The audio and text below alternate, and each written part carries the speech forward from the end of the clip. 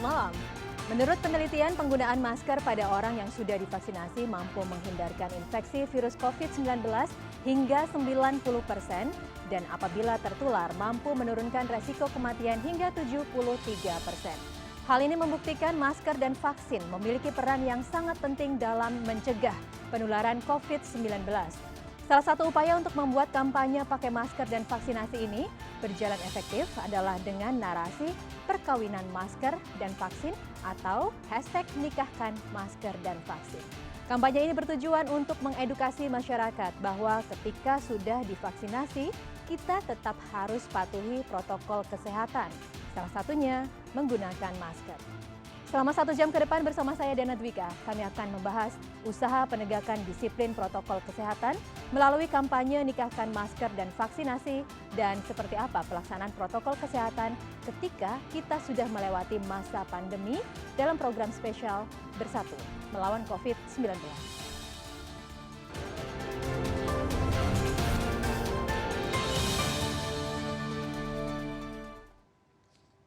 Meski sudah divaksin, warga tetap harus mematuhi protokol kesehatan untuk mencegah penularan virus corona.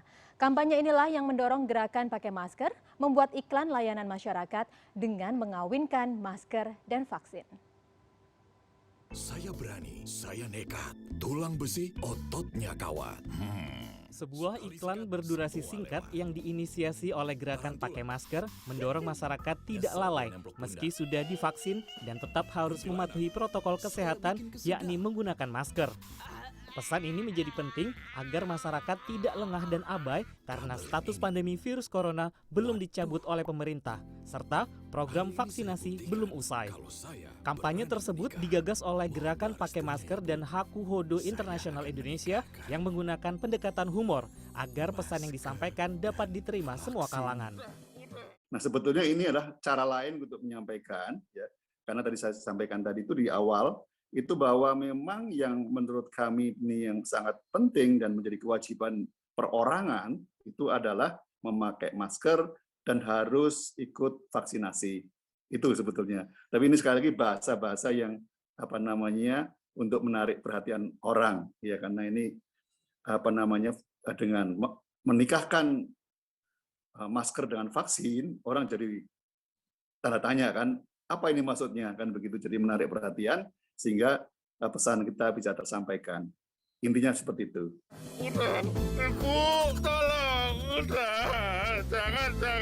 Publik pun setuju gerakan mengawinkan masker dan vaksin menjadi ikhtiar yang perlu dilakukan. Sebab meski sudah disuntik vaksin, warga menganggap perlindungan diri dengan menggunakan masker memberi rasa aman. Karena kalau sudah divaksin kan belum tentu manusia atau kita sebagai manusia itu kebal terhadap virus corona. Jadi masih akan bisa untuk terkena. Dan kalau divaksin itu kan salah satu pencegahan ya. Jadi jika seseorang itu suatu saat udah divaksin dan terkena, dampaknya itu tidak lebih parah dibandingkan orang yang sebelumnya kena. Karena vaksin tidak membuat kita kebal terhadap virus corona. Sehingga protokol kesehatan tetap harus dijalankan walaupun sudah divaksin. Kampanye mengawinkan masker dan vaksin sudah dimulai sejak 9 September 2021. Awalnya, kampanye ini disebarkan melalui media digital dan media sosial, kemudian berlanjut melalui medium lain yakni televisi, media luar ruang, dan radio. Tim Liputan CNN Indonesia. Kalau kamu sayang keluarga juga, buruan nikahkan masker dan vaksin. Nikah lagi? Ya, anjuran memakai masker meski telah divaksin terus digaungkan agar kasus positif di Indonesia tidak kembali meningkat. Saat ini jumlah kasus COVID-19 memang tengah menurun, namun meningkatnya aktivitas dan mobilitas masyarakat menuntut penegakan protokol kesehatan harus tetap disiplin dilakukan karena dikhawatirkan bisa memicu kenaikan kasus. Pemerintah terus mengajak masyarakat disiplin memakai masker dan melakukan vaksinasi sebagai persiapan menuju tatanan kehidupan baru berdampingan dengan COVID-19. Langkah transisi dan adaptasi memakai masker dan vaksinasi meski mesti dimulai sebagai gaya hidup sehat guna berdampingan dengan COVID-19. Dan kami akan berbincang mengenai hal ini bersama narasumber yang terhubung secara virtual. Sudah hadir Fardila Astari, tim marketing komunikasi Gerakan Pakai Masker. Bu Fardila, selamat malam. Selamat malam. Baik. Kabar Mbak Diana? Alhamdulillah sehat. Semoga Ibu juga selalu sehat ya Ibu. Terima kasih banyak sudah meluangkan waktu bersama kami. Ya, dan juga sudah bergabung Dr. Alexander Ginting, Kabid Penanganan Kesehatan Satgas Penanganan COVID-19. Dr. Alex, apa kabar?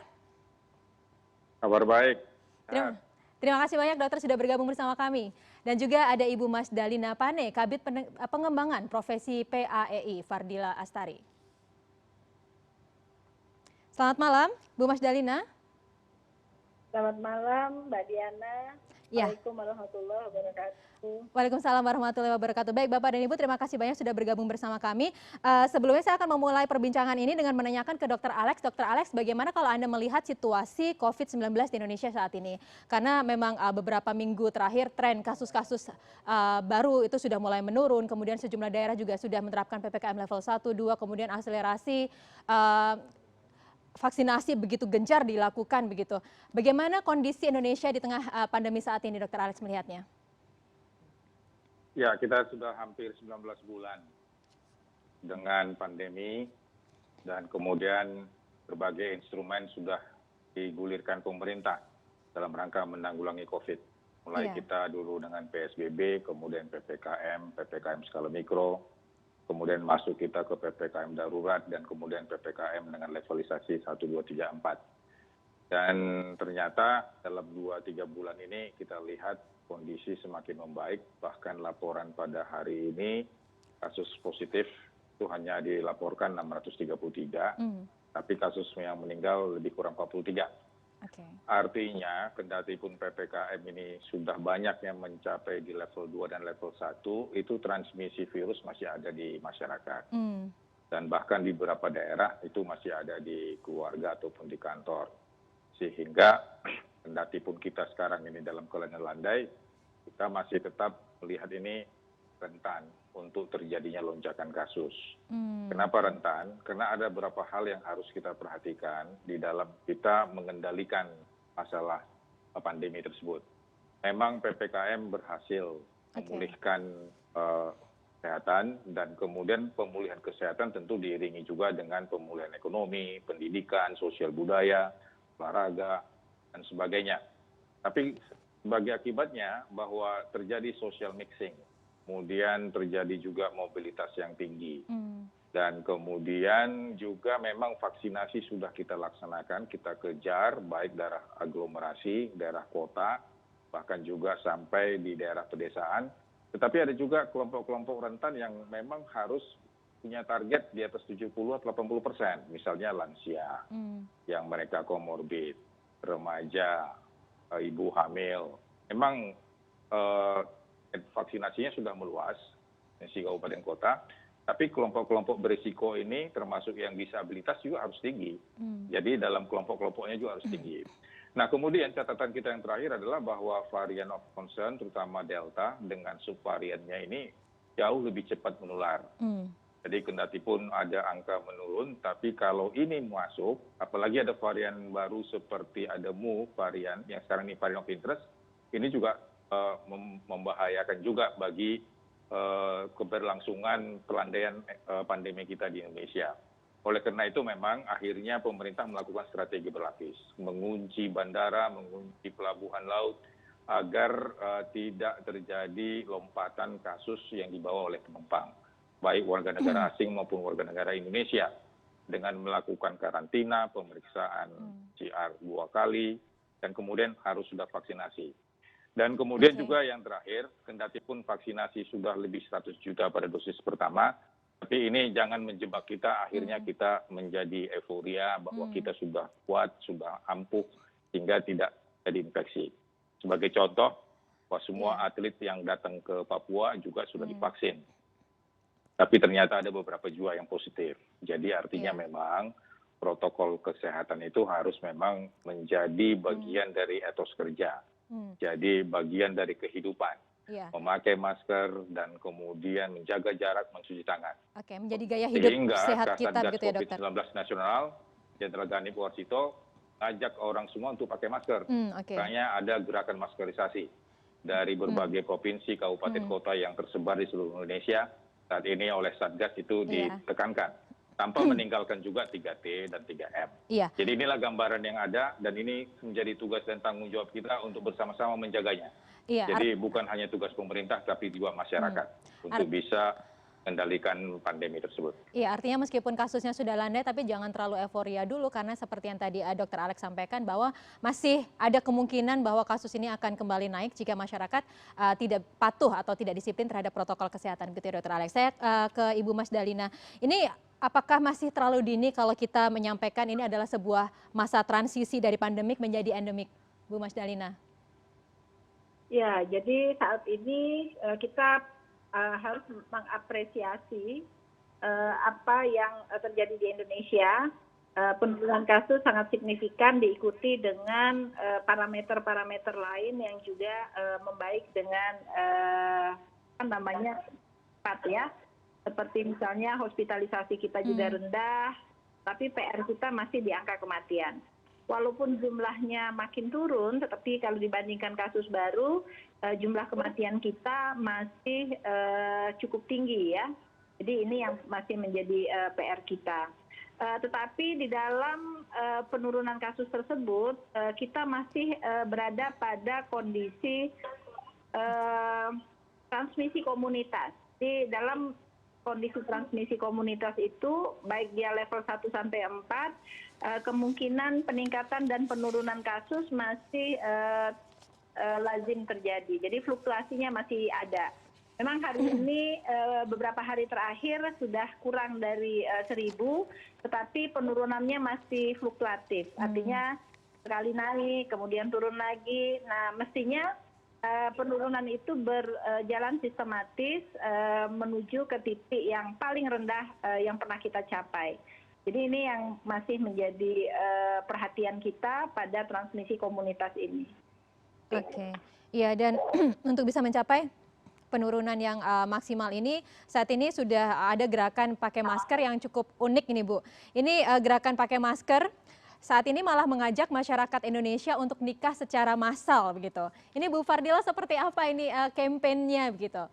Di tengah pandemi kok masyarakat Indonesia diajak nikah massal sih, kenapa begitu? Terima kasih Mbak Diana. Jadi kampanye Cahkan Masker dan Vaksin ini bekerja sama dengan GPM bekerja sama dengan Satgas Penanganan COVID-19, KPCPEN, Perhumas, dan Hakuhodo Internasional.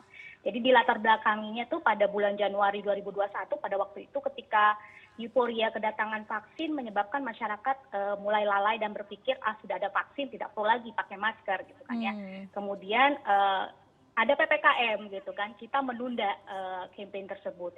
Kemudian setelah membaik dari PPKM tersebut kata sudah membaik, campaign ini mulai berlaku dan keadaan di mana positivity rate-nya sudah menurun, vaksinasi juga jumlahnya sudah meningkat, dan agar masyarakat tidak lalai dan lengah dan tetap memakai masker meskipun sudah vaksin, apalagi belum, kita mengingatkan fakta bahwa disiplin pakai masker bisa menurunkan resiko tertular COVID-19 sebesar 80 atau 90% tadi yang Mbak Diana sampaikan. Dengan vaksinasi 2 kali lengkap bisa menurunkan 73% risiko kematian. Nah, kami di GPM sendiri mempunyai tim, namanya tim, kita namakan itu timnya tim kurang kreatif. Tapi itu berisikan ada orang-orang PR di sana, orang-orang advertising, marketing, dan media. Ya, kami biasanya menggodok strategi komunikasi bersama dari mengembangkan tema-tema kreatif dan menurunkan menjadi aktivitas digital campaign, advertising, PR, dan lainnya untuk kami kolaborasikan bersama teman-teman Satgas dan KPCPEN. Melihat tadi apa yang disampaikan Pak Alexander, kemudian juga Ibu Mas Dalina, bahwa ini trennya gitu kan ya, naik turun gitu kan ya, fluktuatif, dan itu lazim gitu. Nah, salah satu pelindung yang paling minimal gitu kan ya, yang dan maksimal untuk memberikan proteksi kepada diri kita adalah pakai masker dan juga vaksinasi 2 kali. Makanya itu kita mendorong untuk mengkampanyekan nikahkan masker dan vaksin ini dengan cara yang kreatif supaya mendapatkan atensi dan juga pemahaman bahwa antara masker dan vaksin itu tidak dapat dipisahkan. Jadi ini menjadi satu paket yang perlu dinikahkan bersama. Begitu kurang lebihnya, Mbak Diana. Menarik sekali, nanti kita akan kaji lebih jauh lagi seperti apa campaign ini, dan kita akan kembali di segmen selanjutnya di program Bersatu Melawan COVID. Tetaplah bersama kami akan segera kembali sesaat lagi.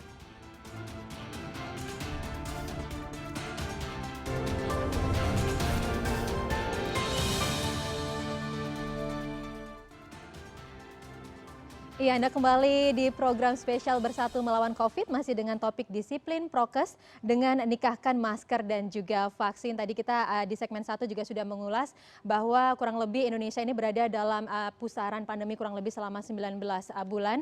Namun dengan kondisi COVID-19 yang saat ini case hariannya sudah menurun, bukan berarti ini adalah suatu kemenangan, masih belum bisa disebut sebagai sebuah kemenangan, tapi masyarakat bahkan harus lebih berhati-hati karena saat ini aktivitas masyarakat, ruang-ruang publik juga sudah mulai dibuka, artinya protokol kesehatan juga harus terus didisiplinkan dan juga vaksinasi harus terus digencarkan. Masih bersama dengan narasumber kami, dan saya kembali ke Dr. Alex. Dr. Alex, ini masyarakat selama ini juga ada loh yang berpikir bahwa untuk apa divaksin, karena setelah divaksin pun kita masih ada peluang untuk kena begitu, dan masyarakat juga ada yang sebagian berpikir lebih takut ke vaksinnya daripada ke COVID-nya itu sendiri. Bagaimana Dr. Alex melihat ini? Ya, jadi vaksin itu merupakan salah satu sarana, alat untuk bisa mencapai proteksi ataupun imunitas dalam tubuh kita. Jadi meningkatkan daya tahan tubuh. Jadi vaksin itu bukan ajimat yang bisa segala-galanya. Jadi masih ada batasannya. Oleh karena itu, kendati pun kita sudah divaksin, untuk bisa terinfeksi masih bisa. Sehingga untuk membatasi supaya nggak terinfeksi, maka kita harus menggunakan masker, menjaga jarak, jauhi kerumunan, dan kemudian mencuci tangan. Ini harus terus berjalan. Jadi ini strategi defensif kita untuk menurunkan laju penularan. Jadi 3M yang patuh dan vaksinasi itu harus sudah cakupannya tinggi. Baik saya, keluarga saya, dan tetangga saya, ini harus sama-sama. Sehingga dengan demikian kita bisa membatasi laju penularan yang ada. Nah, kalau misalnya ada komorbid, ini tidak menjadi halangan untuk vaksinasi. Dan kemudian kalaupun kita sudah vaksinasi, ini tidak perlu membandingkan bahwa saya dapat vaksin A, yang satu vaksin B, yang satu vaksin C bikin demam, yang vaksin A bikin sakit punggung. Itu tidak perlu kita pertimbangkan, itu semua adalah dipertimbangkan oleh dokter. Jadi kita mengajak semua mereka yang punya komorbid dan kemudian mereka yang punya kemampuan yang terbatas oleh karena disabilitas, ini semua harus vaksinasi. Tapi tentu nanti dalam vaksinasi itu akan dicek apakah memenuhi persyaratan atau tidak. Sehingga vaksinasi ini menjadi satu target kita, agar paling tidak nanti 80% ataupun 90% semua tervaksinasi. Jadi lewat nanti tahun 2022 kita harapkan nanti seluruh masyarakat apapun kelompoknya, apakah dia di kelompok lansia atau di kelompok usia dewasa muda ataupun anak sekolah, semua harus vaksinasi. Nah, khususnya untuk anak sekolah, kendati pun nanti sudah divaksin, jangan coba-coba masker. Jadi masker tetap dipakai, berangkat dari rumah, di sekolah, kemudian pulang dari sekolah juga harus tetap menggunakan masker. Kendati pun sudah divaksinasi. Jadi inilah yang harus kita sampaikan ke masyarakat untuk tetap menggunakan masker, tetap menjaga jarak, dan kemudian cuci tangan. Dan khususnya yang kita lihat sekarang dengan mobilitas yang tinggi ini, yang kita khawatirkan juga kerumunan. Nah, kerumunan ini juga akhirnya membuat pelonggaran sehingga akhirnya pada saat makan buka masker, kemudian minum bersama buka masker, bahkan begitu mereka bersenda gurau juga kadang-kadang masker dibuka. Ini juga sangat membahayakan. Sehingga kita apresiasi pada mereka yang banyak sekarang bekerja untuk melakukan gerakan masker, di mana ini mengingatkan penduduk dan masyarakat, kendati pun kita sudah divaksinasi, dan kemudian kasus sudah mulai turun, bahkan rumah sakit sudah mulai kosong, itu tidak membuat kita menjadi abai. Jadi tetap harus kita bekerja keras untuk bisa mengendalikan pandemi ini, baik oleh pemerintah, masyarakat, keluarga, dan seluruh kita yang ada di desa maupun di kelurahan maupun di perkotaan. Ya, Ibu Mas Dalina, seperti disampaikan oleh Dr. Alex tadi, apakah Anda juga merasa khawatir gitu akan terjadi peningkatan kasus seiring aktivitas masyarakat yang sudah kembali padat dan juga ruang publik yang saat ini sudah mulai dibuka secara bertahap?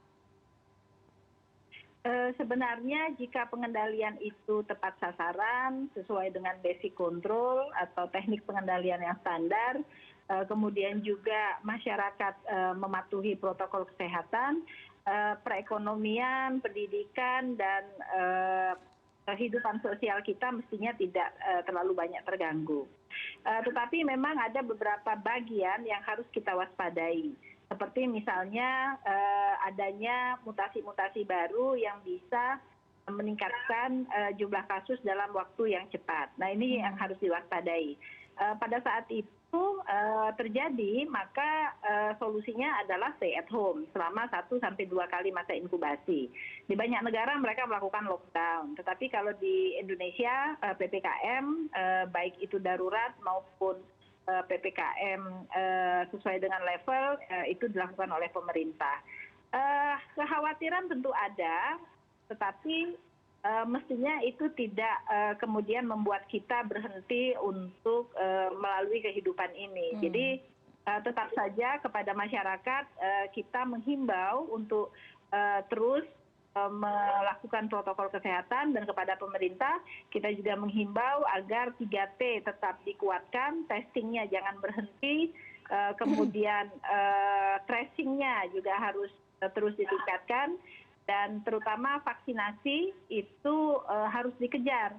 Karena sampai hari ini kalau kita lihat vaksinasi kita yang lengkap, dosis lengkap itu masih di 30%. Masih cukup panjang waktunya untuk bisa mencapai target 70-80% yang ditetapkan di akhir Desember.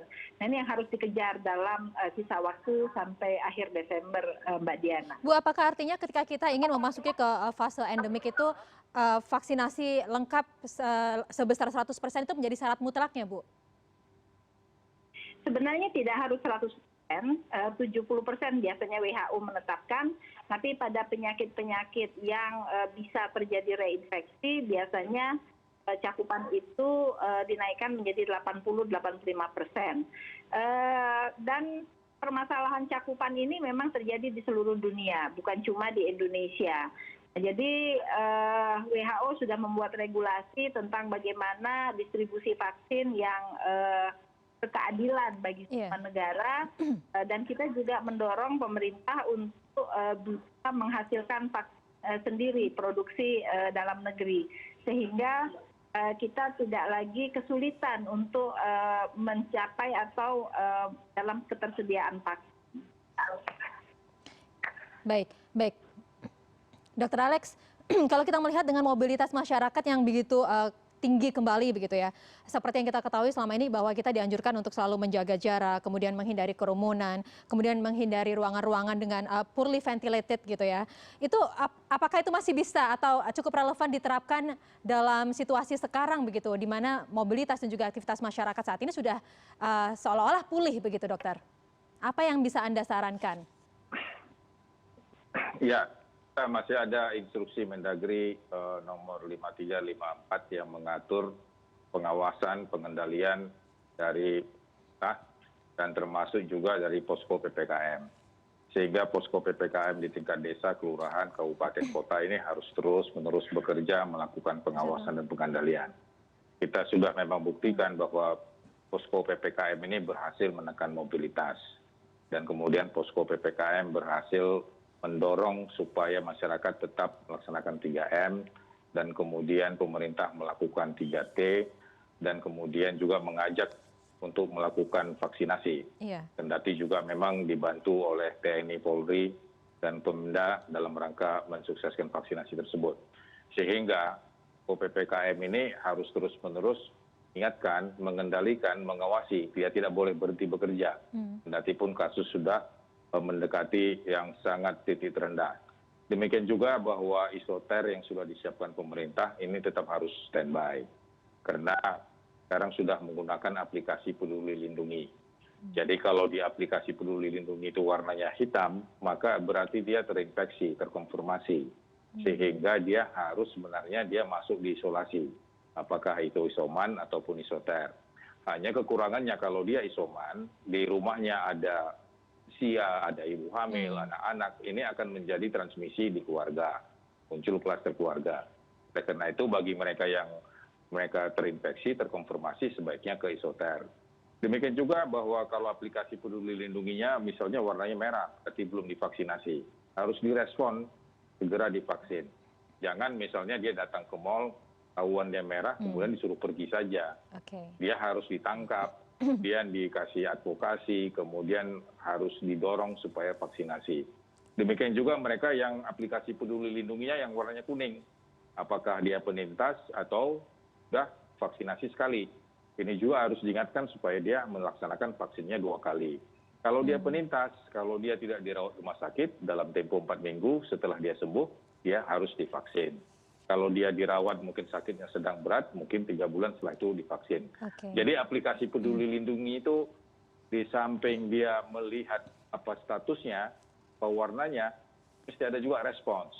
Respons dari mereka yang melakukan penyaringan, apakah itu di ruang publik, penyaringan di kantor, apakah itu di bahan ataupun di sekolah, terus memberikan respons. Jadi responsnya itu kalau dia terinfeksi, diisolasi, kemudian kalau dia misalnya belum divaksinasi, maka dia harus didaftarkan untuk vaksinasi. Jadi inilah yang harus kita lihat. Kawinkan juga antara yang manual dan digital. Jadi jangan digital itu hanya sekedar digital ada di tangan, tapi dia harus memberikan respons kepada masyarakat, oh saya warnanya merah, berarti harus saya vaksinasi, supaya ini warnanya berubah.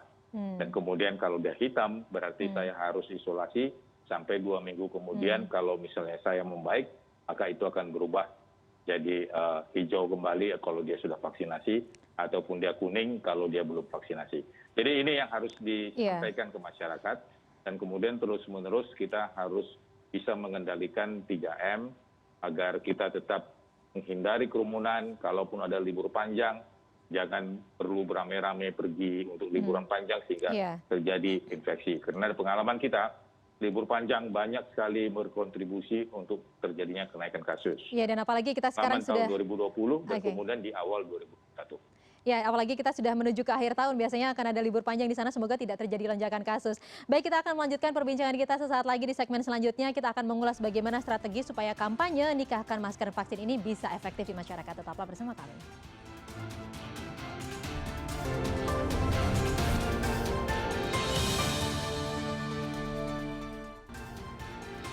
Baik, Anda masih bersama kami di Bersatu Melawan COVID dengan topik disiplin prokes dengan nikahkan masker dan juga vaksin. Ini menarik sekali karena kalau misalkan Anda melihat iklan layanan masyarakatnya itu begitu kocak begitu ya. Karena kalau selama ini kita sudah begitu dibikin stres, dibikin depresi mungkin bahkan karena kondisi pandemi yang tidak kunjung usai. Tapi dengan kampanye nikahkan masker dan vaksin ini menarik sekali. Ini dibuat humoris begitu. Bahkan kalau yang saya lihat ada Ringo dan juga Sabah yang mereka mengajak masyarakat Indonesia untuk nikah massal. Kemudian juga ada Eyang Titik Puspa begitu yang juga bilang saya mau nikah massal. Nah, langsung saja saya tanyakan ke Bu Fardila, ini apa alasannya campaign kali ini dibikin begitu humoris begitu, Bu? Iya, baik. Sebelumnya kan kita punya beberapa campaign Mbak Diana ya, pas waktu PPKM tersebut ya.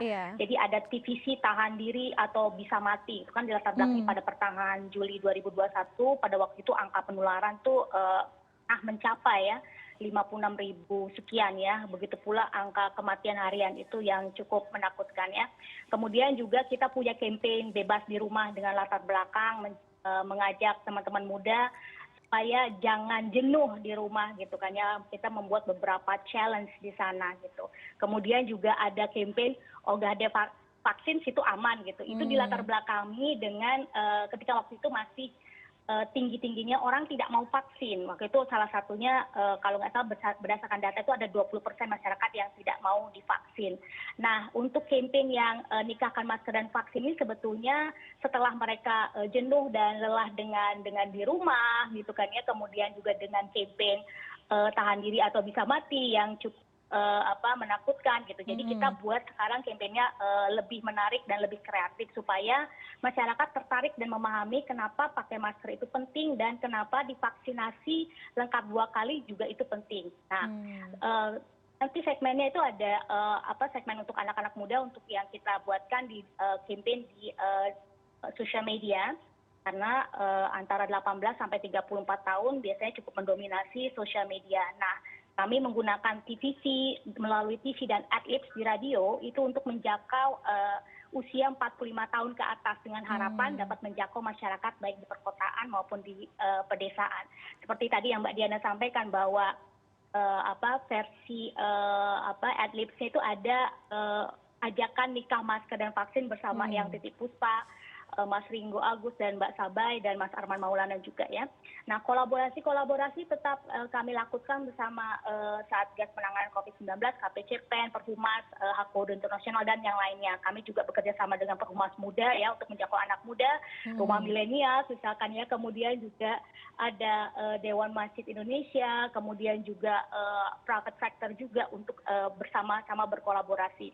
Nah, GPM tidak akan pernah berhenti untuk terus konsisten melakukan kampanye pakai masker ini sampai pandemik ini benar-benar hilang. Dan kebiasaan pakai masker ini diharapkan akan terus walaupun pandemik sudah selesai. Komunikasi perubahan perilaku melalui sosialisasi dan edukasi ini perlu dilakukan terus-menerus dan berulang. Sampai seluruh masyarakat Indonesia benar-benar sadar bahwa menggunakan masker itu seperti menggunakan pakaian. Jadi bisa dibayangkan kalau kita tidak memakai masker waktu keluar rumah, ini seperti kita tidak berpakaian. Begitu Mbak Diana. Iya, ini bisa dibilang kalau menurut saya adalah sebuah pernikahan yang sangat simpel dan juga cukup hemat nih karena nggak perlu modal mas kawin begitu ya Bu. Cukup modal masker dan juga vaksin begitu. Nggak perlu penghulu, cuma perlu tenaga medis begitu ya. Betul.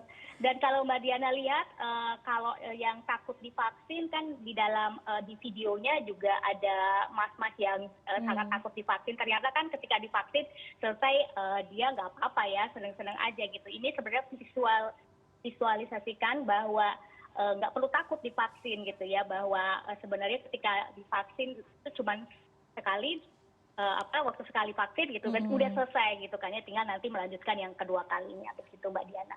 Iya, nah ini saya ke Dokter Alex diajak nikah massal mau nggak dokter? Ya, artinya 3M dan vaksin ini itu dia harus selaras, bersinergi, sehingga dengan demikian dia akan menjadi satu kekuatan agar kita bisa mencapai transmisi komunitas di tingkat 1. Jadi kasus konfirmasinya sudah di bawah 20 kasus per 100.000 penduduk, perawatan rumah sakitnya di bawah 5 orang per 100.000 penduduk per minggu, kematian di bawah 1 kasus per 100.000 penduduk per minggu, vaksinnya sudah minimal 70%, pada dosis lansia sudah 60% sudah tercapai, dan yang paling penting adalah prokes 3M ini kepatuhannya harus di atas 50%. Jadi 3M yang patuh, dan kemudian komitmen untuk vaksinasi ini membuat kita menjadi salah satu pencapaian agar pandemi ini lebih terkendali, dan kemudian kalau ini sudah terkendali terjadi pemulihan kesehatan, kalau sudah terjadi pemulihan kesehatan akan ada pemulihan ekonomi, dan tentu kita akan jadi lebih sejahtera, lebih damai. Jadi kita mengapresiasi kepada semua kawan-kawan yang memang melakukan gerakan maskerisasi dan sekaligus juga mengkampen bahwa vaksinasi itu tidak berbahaya, bahwa vaksin itu melindungi kita, dan pemerintah dengan sadar bahwa dalam gerakan untuk penanggulangan COVID ini, masyarakat itu bukan menjadi objek, tapi masyarakat itu adalah menjadi subjek. Jadi ini menjadi gerakan kita bersama, untuk kepentingan bersama, keselamatan kita bersama.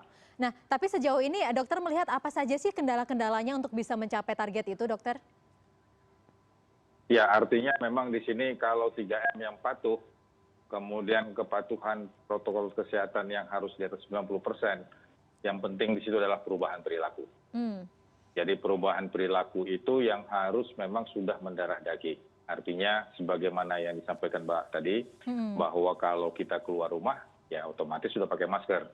Kalau kita pulang dari luar, cuci tangan, bahkan kita kalau perlu mengganti baju dan kemudian harus mandi sebelum masuk ke kamar.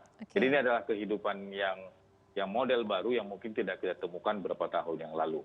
Dan kemudian dahulu kala kita berjabat tangan, sekarang kita dengan menggunakan simbol-simbol.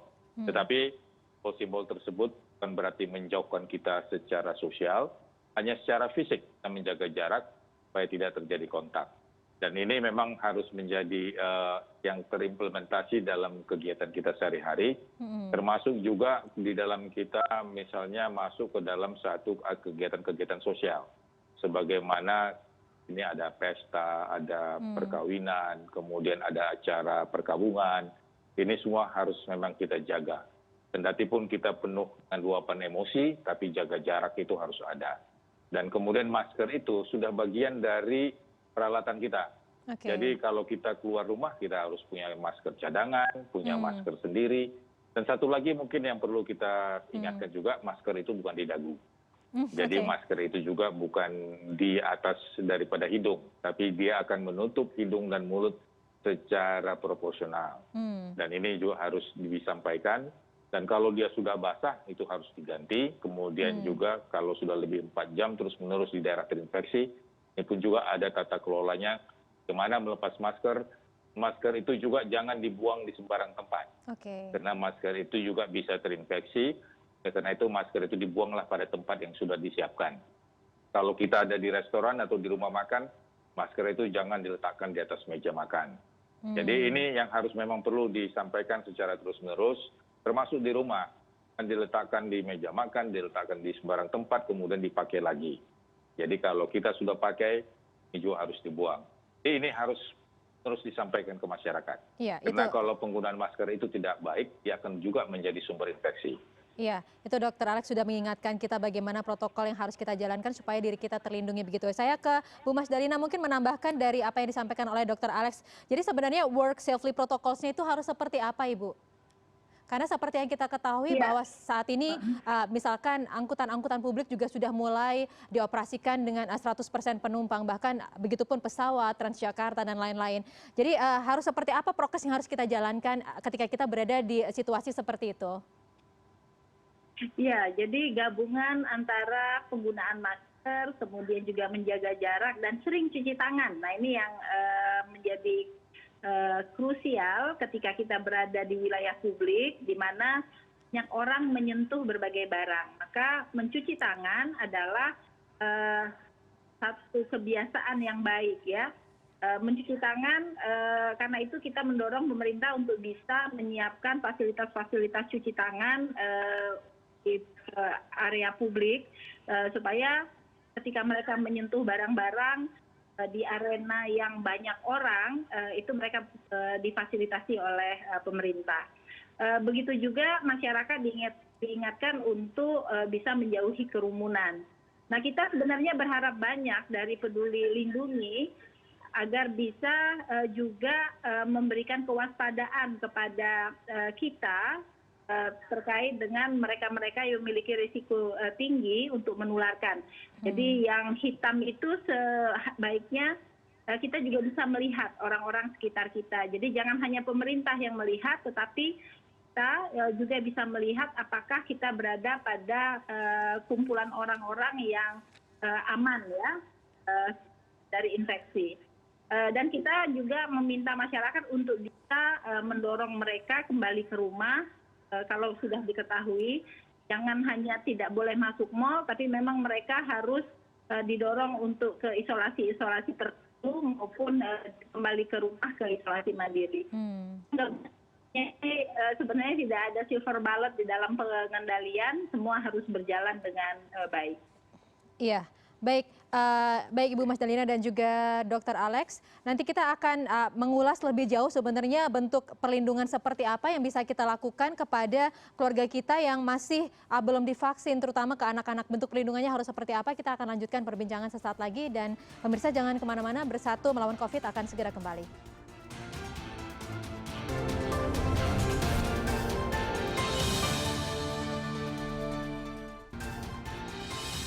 Baik, Anda kembali di Bersatu Melawan COVID, masih bersama sejumlah narasumber kita. Ada Ibu Fardila Astari selaku tim Markom Gerakan Pakai Masker, dan juga ada Dr. Alexander Ginting, Kepala Bidang Penanganan Kesehatan, dan juga ada Ibu Mas Dalina Pane, Kepala Bidang Pengembangan Profesi Perhimpunan Ahli Epidemiologi Indonesia. Baik, kita lanjutkan perbincangan. Sebelum saya menanyakan ke Dr. Alex bagaimana sih caranya melindungi keluarga kita yang belum divaksin, begitu terutama untuk anak-anak. Saya mau mengulas lebih jauh lagi nih tentang kampanye nikahkan masker dan juga vaksin. Bu Fardila, ini apakah campaign ini juga berjalan sampai ke pelosok-pelosok Indonesia, Ibu?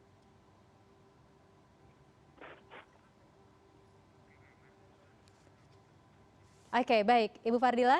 Baik, kita masih menantikan sambungan kembali dengan Ibu Fardila. Kalau begitu saya akan ke Dr. Alex. Dr. Alex, ini kan anak-anak masih belum divaksin yang di bawah umur 12 tahun. Kira-kira kapan dan bagaimana cara melindungi mereka yang masih belum divaksin ini? Sementara kita melihat bahwa saat ini sekolah tatap muka juga sudah mulai berlangsung begitu. Ya, jadi bahwa vaksinasi itu kalau kita lihat perkembangannya cukup cepat. Kalau kita Januari kemarin, Februari bahwa vaksinasi itu masih di dewasa, kemudian lanjut ke usia lansia, bahkan akhirnya belakangan kita sudah masuk ke usia dewasa muda, dan masuk juga ibu-ibu hamil, belakangan juga anak yang sudah di atas 12 tahun. Hanya yang perlu catat dari laporan Ikatan Dokter Anak Indonesia bahwa anak-anak antara usia umur 0 sampai 5 tahun itu menyumbang 2,8% kasus, mana COVID-19 terkonfirmasi positif.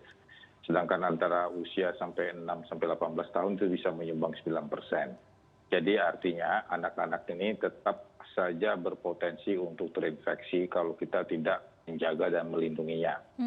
Yang kedua, bahwa anak-anak juga mempunyai komorbid. Jadi komorbid itu tidak hanya pada orang dewasa. Karena anak-anak ada yang asma, ada juga anak-anak yang alergi, kemudian ada juga anak-anak dengan obesitas, dan ini juga menjadi catatan. Hingga di dalam kita memasuki usia anak sekolah, di mana sekolah sudah mulai, ini tentu sudah diatur. Bagaimana supaya sekolah juga jangan menjadi epicenter untuk terjadinya infeksi. Dan tentunya ini harus ada active case finding ataupun passive case finding di sekolah, sehingga jangan nanti sumber yang ada di sekolah dibawa ke rumah atau sumber yang ada di rumah dibawa ke sekolah. Nah, satu lagi yang penting menjadi catatan adalah rumah sendiri. Jadi memang kita dulu mengenal istilah isoman dan catatan bahwa dia punya kamar sendiri, ada fasilitas tersendiri. Tapi kalau ada populasi yang rentan di rumah, sebaiknya kan isoman dan harus siap dipindahkan ke isolasi yang terpusat yang disiapkan oleh pemerintah, sehingga dengan demikian kita akan menghindari terjadinya klaster keluarga. Anak-anak ini berpotensi jadi sakit dengan gejala-gejala juga mirip seperti dewasa, ada demam, ada batuk, ada pilek, dan ini harus menjadi catatan bagi kita semua, khususnya bagi kalau ada orang tua yang COVID juga di rumah, ini juga berpotensi untuk juga sakit, kendati juga sudah divaksinasi. Jadi memang keluarga ini benar-benar harus kita hindari dengan memisahkan mana yang mereka yang sakit, mana yang kontak erat, dan kemudian mana yang bergejala agar ini tidak bercampur baru dengan yang sehat. Jadi inilah yang harus kita kejar sehingga kluster keluarga jangan sampai ada, sehingga anak-anak jangan sampai jadi korban. Oleh karena ketidakmampuan kita untuk memisahkan mereka sehingga terjadi penularan. Iya, dokter, tapi apakah saat ini sudah mulai diwacanakan untuk pemberian vaksin anak-anak di bawah 12 tahun? Karena mengingat seperti yang tadi dokter sampaikan, dengan sekolah yang saat ini sudah dimulai, bukan tidak mungkin bahwa anak-anak ini bisa juga menjadi carrier begitu? Ya, jadi anak-anak memang harus dilatih PM dulu. Jadi memang untuk dia belajar, dia bisa dengan menggunakan masker, kemudian bagaimana dia bisa menjaga jarak, mencuci tangan. Nah, kemudian anak-anak itu kalau sekolah, potensi penularan itu bisa di tengah jalan, apakah dia naik transportasi umum atau naik kendaraan roda 2, dan kemudian sampai di sekolah. Kalau di sekolah mungkin lebih aman karena semua petugas sekolah sudah divaksinasi dan sudah menggunakan prokes. Nah, kemudian juga waktu saat mereka makan dan minum dan istirahat. Dan memang sekarang ini walaupun sudah ada pembelajaran, masih dibatasi jumlah jamnya. Jadi dia tidak full dalam satu hari dan tidak full tiap hari selama seminggu tersebut. Jadi dalam hal ini memang orang tua juga berpunya peranan agar kalau anaknya bergejala, jangan didorong untuk pergi ke sekolah. Dan demikian juga kalau misalnya anaknya mempunyai kemampuan misalnya terbatas, apakah ada disabilitas, segala macam, ini tentu perlu dilatih. Jadi memang sekolah memang menjadi hak dan juga kewajiban dari seluruh anak-anak, tetapi juga karena situasi pandemi ini secara bertahap juga harus kita lihat sekolah ini juga akan menjadi sumber infeksi. Baik. Tapi kita berterima kasih juga bahwa guru-guru juga sudah semua divaksinasi dan petugas sekolah juga sudah divaksinasi. Iya. Dan kita juga berharap semua petugas transportasi publik juga sudah harus divaksinasi dan menggunakan masker. Jika anak-anak kita yang pergi ke sekolah, jaraknya cukup jauh, nggak bisa terlindungi. Ya, semoga semuanya semakin sadar untuk segera mau divaksinasi sehingga kita bisa saling melindungi. Kalau gitu saya ke Ibu Fardila, seperti yang tadi Dr. Alex sampaikan bahwa ternyata anak-anak ini juga perlu loh kita latih untuk sadar prokes begitu. Nah, dengan adanya kampanye-kampanye saat ini dilakukan, kira-kira untuk kampanye bagi anak supaya lebih mengenal seperti apa begitu? Baik, saat ini kita masih terus berdiskusi ya Mbak Diana untuk kampanye gitu. Sebelumnya kami juga memang pernah membuat kampanye dan saat ini masih berjalan kampanyenya bersama ibu-ibu PKK gitu. Jadi salah satu yang kami lakukan adalah program kampanye bersama ibu PKK di Provinsi DKI Jakarta gitu. Ini sebagai prototipe-nya kami gitu. Sebelum mungkin kami multiplikasi ke PKK-PKK yang lain gitu. Nah, kami menyadari bahwa ibu adalah penjaga dari keluarga dan ibu adalah yang melindungi keluarga. Jadi pendidikan itu mulainya dari rumah gitu. Jadi pendidikan pakai masker, kemudian juga vaksinasi 2 kali itu mulainya dari ibu. Biasanya ibu yang nanti akan memberikan informasi-informasi, mengedukasi keluarganya gitu kan ya. Nah, ya menurut pantauan GPM sendiri yang paling sulit itu justru menjaga jarak ya, menjaga jarak. Jadi anak-anak biasanya agak sulit nih kalau diminta untuk menjaga jarak. Misalnya pakai masker tapi maskernya ya masih belum benar gitu kan ya. Ada yang mungkin karena susah nafas dan sebagainya akhirnya taruhnya di bawah gitu kan atau di dagu gitu kan ya. Kemudian juga ada kasus-kasus di mana di sekolah ini para penjual makanan sudah mulai menjual makanan gitu kan ya, dan anak-anak mulai membeli makanan. Nah, ini kita juga perlu mengedukasi nih penjual makanan di lingkungan sekolah untuk tetap pakai masker gitu. Nah, artinya kan ini perlu sekali masyarakat dan pemerintah bahu-membahu untuk menggaungkan pakai masker dan jaga jarak dan segera divaksinasi lebih kencang lagi, kemudian dengan cara yang lebih kreatif gitu kan, dia melibatkan banyak pihak gitu kan ya, seperti GPM, tokoh-tokoh masyarakat, komunitas, influencer, anak muda gitu kan ya, kemudian juga ibu-ibu, guru-guru dan sebagainya ya, supaya penegakan disiplin di masyarakat ini bisa berjalan gitu kan ya, jangan sampai pakai masker ini kendor gitu kan, menjaga jarak, kemudian mencuci tangan juga kendor gitu. Aplikasi Peduli Lindungi ini sangat membantu dan kalau kita melihat bahwa wajib lapor di RT RW juga akan menjadi aplikasi dan sistem kontrol di masyarakat yang paling efektif dalam melakukan tracking pergerakan manusia, begitu sih Mbak Diana. Iya, baik. Kalau gitu saya menyambung ke Bu Mas Dalina. Ini kalau untuk melindungi anak-anak, kalau misalkan kita orang dewasa perlindungannya sudah berlapis begitu, seperti yang tadi dengan kampanye nikahkan masker dan vaksin. Kita sudah begitu paham tentang prokes, kemudian kita juga sudah divaksin, kemudian ada kontrolnya berupa aplikasi Peduli Lindungi. Nah, ini untuk anak-anak sendiri kira-kira apa yang bisa disarankan untuk double protection-nya begitu, Bu? Iya, jadi anak-anak terutama bayi tentu tergantung kepada orang tuanya, pada ibu. Maka mendidik ibu tentu menjadi hal yang penting. Kemudian bagi anak-anak yang balita juga mereka masih dependen pada orang-orang di sekitarnya, karena itu orang-orang sekitarnya yang harus memberikan proteksi kepada balita. Tetapi anak-anak yang sudah masuk SD, mereka sebenarnya sudah bisa diedukasi secara sederhana. Kita mungkin membutuhkan lagu-lagu yang gampang diingat oleh anak-anak sebagai salah satu promosi untuk protokol kesehatan pada mereka. Kemudian juga penggunaan masker yang khusus pada anak, karena tentu berbeda masker pada orang dewasa dengan anak. Nah, ini juga harus diperluas banyak dan bisa diakses oleh masyarakat. Itu merupakan proteksi ya, preventif atau pencegahan bagi mereka, karena sampai hari ini memang vaksin untuk mereka belum ada, tapi tentu semua saat ini mendorong agar dapat dihasilkan vaksin yang berguna untuk anak-anak kurang dari 12 tahun. Baik. Iya, baik. Artinya bahwa kita memerlukan masker yang khusus untuk anak, karena masker dewasa pastinya secara size atau ukuran itu juga tidak tepat dilakukan, dan itu bahkan membuat mereka lebih rentan untuk terinfeksi, begitu ya Bu ya. Baik, kita akan kembali di perbincangan bersatu melawan COVID. Kita akan menanyakan ada beberapa negara yang saat ini terjadi lonjakan kasus, apa yang kita bisa pelajari dari sana. Kami akan kembali sesaat lagi, tetaplah bersama kami.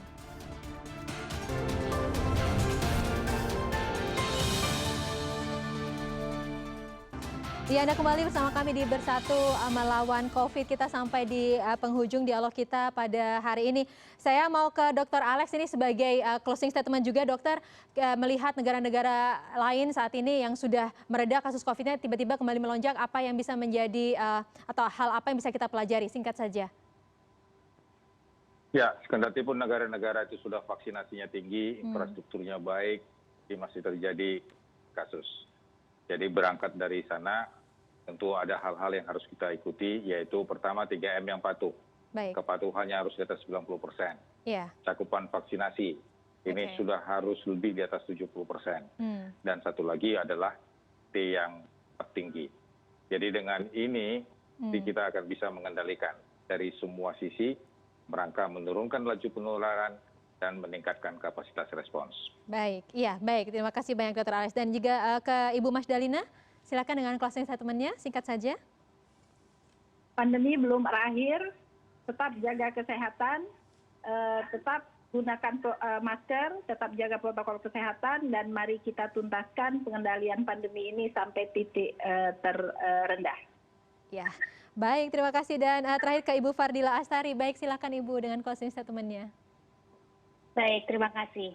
Edukasi perlu terus-menerus, jangan pernah berhenti, seperti edukasi perubahan perilaku kampanye yang lainnya, pakai helm, kampanye KB, kampanye menurunkan stunting, misalkan ya. Kampanye pakai masker, jaga jarak, cuci tangan, dan segera vaksinasi 2 kali. Segera vaksinasi 2 kali, sudah jangan tunda-tunda dan jangan pilih-pilih lagi, begitu ya. Baik, Ibu Fardila Astari, Dr. Alexander Ginting, Ibu Mas Dalina Pane, terima kasih banyak sudah bergabung bersama kami di Bersatu Melawan COVID. Kita bertemu di lain kesempatan. Selamat malam, sehat selalu. Selamat malam. Terima kasih. Selamat malam. Ya, dan pemirsa, kami ingatkan bagi kita semua agar jangan lengah karena pandemi masih ada. Untuk mencegah penularan COVID-19, segera divaksinasi. Juga selalu lakukan 3M, memakai masker, menjaga jarak, dan menjauhi kerumunan, serta mencuci tangan dengan sabun di air yang mengalir. Saya Diana Dwika undur diri, terima kasih. Sampai bertemu lagi. Sampai jumpa.